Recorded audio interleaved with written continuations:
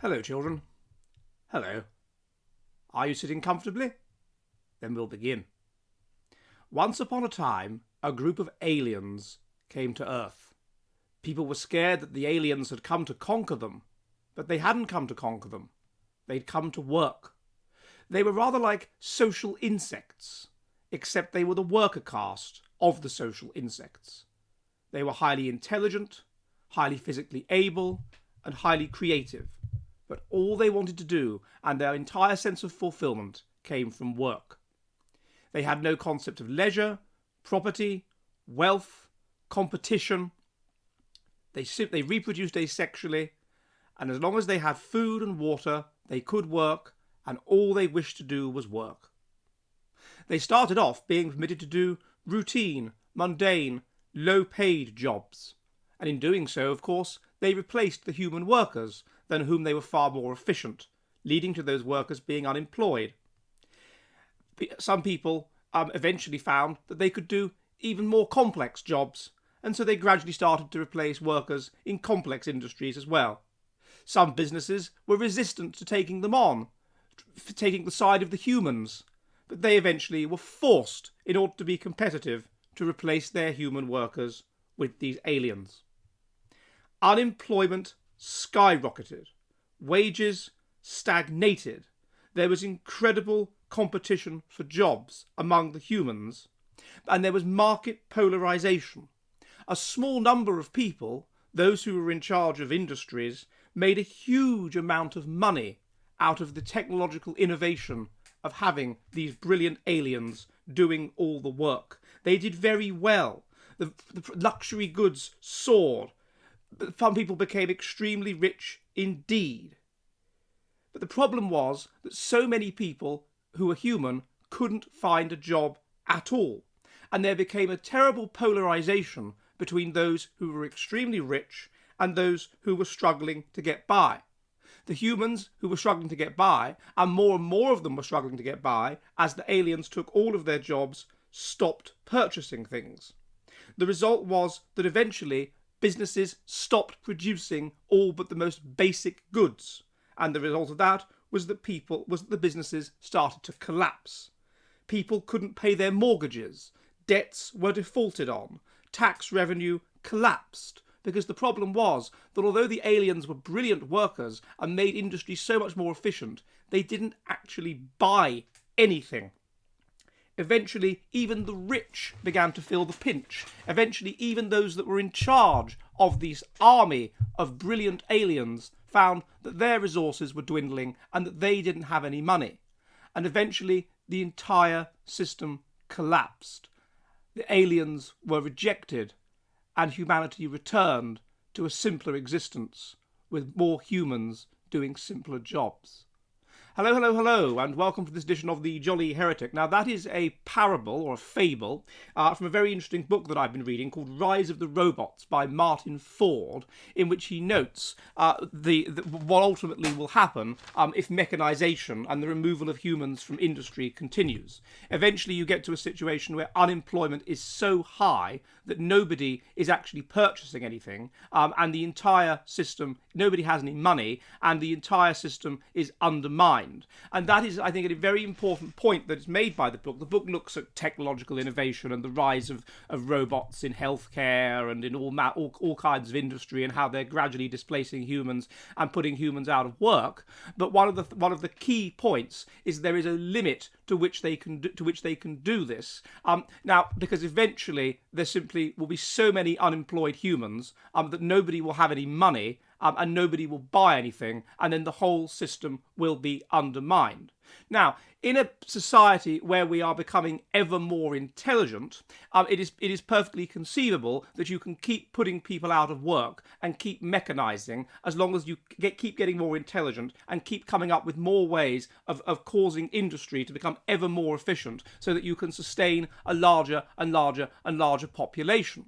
But one of the things which Ford doesn't look at in this book, and one of the key problems, is that, as we have discussed before on this program, we are not becoming more intelligent. intelligent, or even sustaining our intelligence, we are becoming less intelligent. There is a negative correlation of about minus 0.2 between how many children you have and your IQ, how intelligent you are. The prevalence of alleles associated with very high levels of education and thus with intelligence has declined across the last 3 generations in Western countries. Our reaction times, which are a marker of intelligence, are becoming longer, which implies we're becoming more stupid. Our colour discrimination is becoming worse. And importantly, our level of per capita major innovation is declining.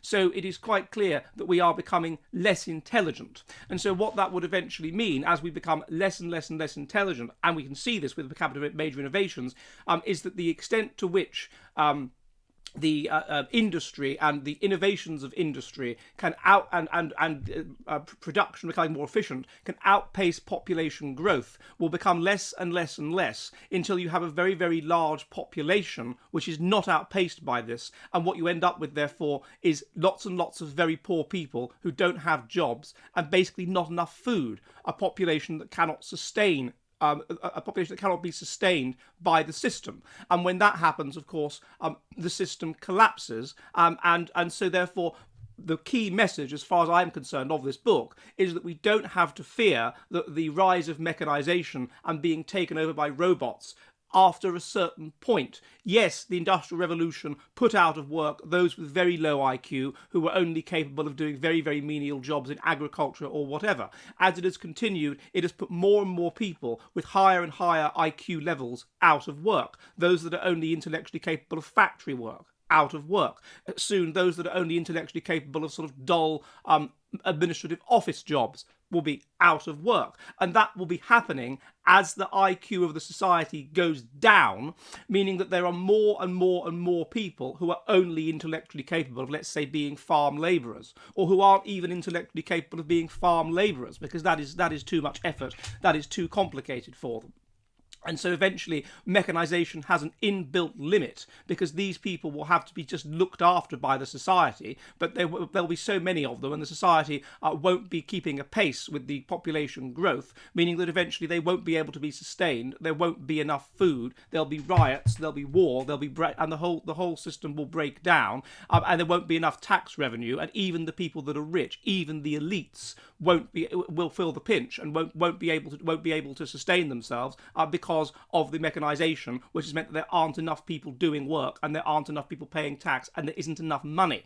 So I don't think we have to fear a future of being taken over completely by mechanization, because eventually, as things become too mechanized, then nobody is making any money, nobody is spending any money, and therefore the entire system, which is based around consumption and based around spending, will come apart. And that is the key, I think, to that parable.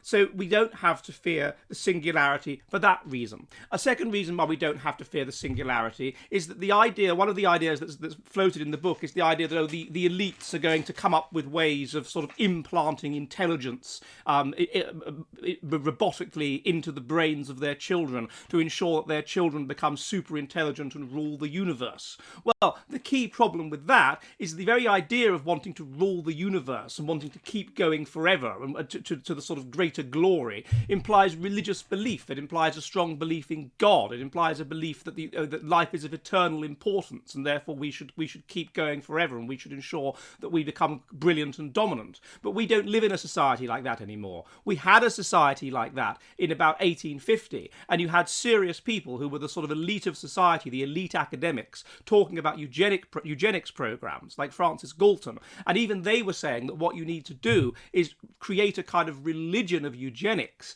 in order to encourage the most intelligent people to have lots and lots of children, and to discourage those who aren't particularly intelligent or aren't particularly fit from having children. This religion of eugenics, so that we can go on and on forever, and we can become brilliant. And ultimately, it's it's something that's underpinned by a strong religious belief, by a belief in the importance of the group, by a belief in the eternal importance of the group. But we don't have that anymore. We have a society where people don't really believe in eternal values, they don't really believe in eternity, they don't really believe in God, they just believe in individualism and the importance of the self and hedonism and having a good time. So it seems to me that even if we could implant technology into people's brains, and even if you could get round the eugenic arguments of that, which you probably couldn't because these individualistic values of equality and harm avoidance are so high, people probably wouldn't bother to do so because even the elites in society are individualistic and are just focused on their own hedonistic pleasures rather than the good of the group or of the good of society. So I think that is most unlikely to occur, and it is most unlikely to occur that they and then you have you have an argument that they will try to enslave the rest of us, that the elites will try to enslave the rest of us using technology. Well, this seems unlikely because the technology has to be maintained, and as the society becomes less and less and less intelligent, then eventually we won't be intelligent enough to maintain the technology even that we already have developed, let alone future highly complex technology which will allow the elites to, as if there is some border between normal people and the elites, to enslave the rest of us for their benefit. So this seems very unlikely as well. Also, the intelligence of the elites will itself be going down, so they will become less future oriented, they will become less willing to think about the future and of their own anything other than the pleasures of the now, and therefore they will be less inclined to do things like this. So I don't think you have to worry about people being enslaved by the elite. And also, as we said, the nature of the technology is such that eventually there will be, even the elites will feel the pinch. Even the elites will start losing money because there will be eventually nobody spending any money. And so the entire system where we are enslaved by spending money all the time, eat out to help out Britain, will be gradually undermined. The next argument that we can put is that there seems to be an inbuilt limit to intelligence, and this is very important as well. So you have this idea with the singularity that we can keep on becoming more intelligent forever with no negative consequences, but that's not so. We know that part of intelligence is that you take in a huge amount of information, and this allows you to solve extremely complex cognitive problems because you're taking in more information, and the more information you can take in, the more subtle is your thinking, and so the more able you are to solve extremely complex problems. But the result of that is that at a very high level of intelligence, people tend to have autoimmune disorders. They tend to be asthma and things like this, because their body is hypersensitive to its environment. So there is a sense of, at a certain level of intelligence seems to become fitness reducing. At a very high level of intelligence is also associated with autism. So that is to say that you become easily overstimulated, and you don't like sort of normal things and normal interactions, and this is negatively associated with having children. So again, at a certain level of intelligence, it is fitness reducing to be highly intelligent. So again, the eugenics argument starts to break down, and it seems quite clear that IQ cannot be stopped from going into decline. And the final argument, I suppose, is a probability argument, which is more likely that our civilization is somehow unique, or that our civilization is part of the Malthusian cycle like all other civilizations.